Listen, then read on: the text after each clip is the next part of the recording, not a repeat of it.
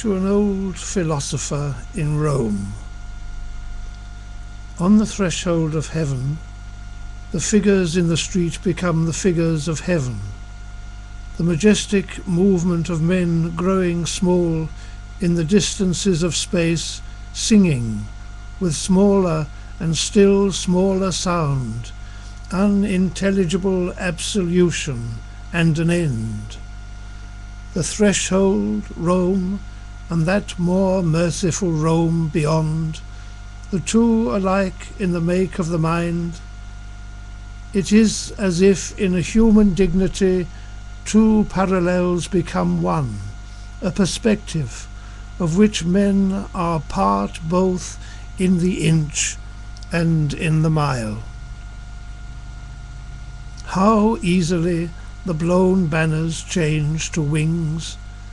Things dark on the horizons of perception become accompaniments of fortune, but of the fortune of the spirit, beyond the eye, not of its sphere, and not yet far beyond, the human end in the spirit's greatest reach, the extreme of the known in the presence of the extreme of the unknown.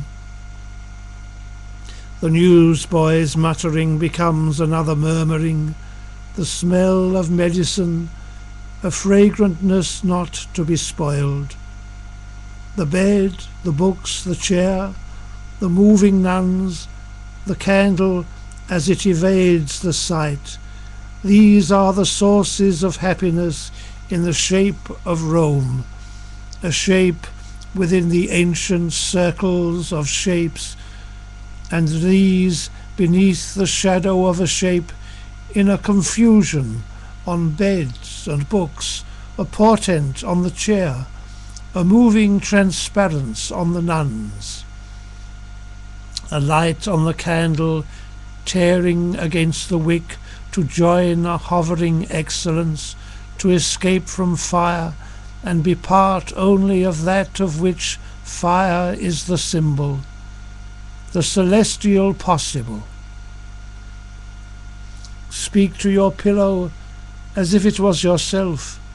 Be orator, but with an accurate tongue, and without eloquence, O half asleep, of the pity that is the memorial of this room, so that we feel in this illumined large the veritable small, so that each of us beholds himself in you and hears his voice in yours, master and commiserable man, intent on your particles of nether-dew, your dozing in the depths of wakefulness, in the warmth of your bed, at the edge of your chair, alive yet living in two worlds, impenitent as to one, and as to one most penitent, impatient for the grandeur that you need in so much misery, and yet finding it only in misery, the afflatus of ruin, profound poetry of the poor and of the dead. Well, that's not all the poem, about half of it, but I thought I'd just give that so that people could compare the great poet's reading, with my reading.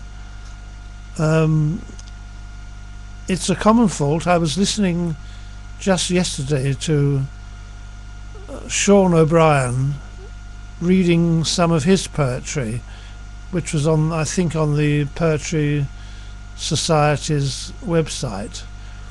And there again, while he's not quite as dead sounding as Wallace Stevens, I thought it was a pretty low-key production. I don't know if this is going to be of any use to anybody, but there we are, it's done, and God bless you all.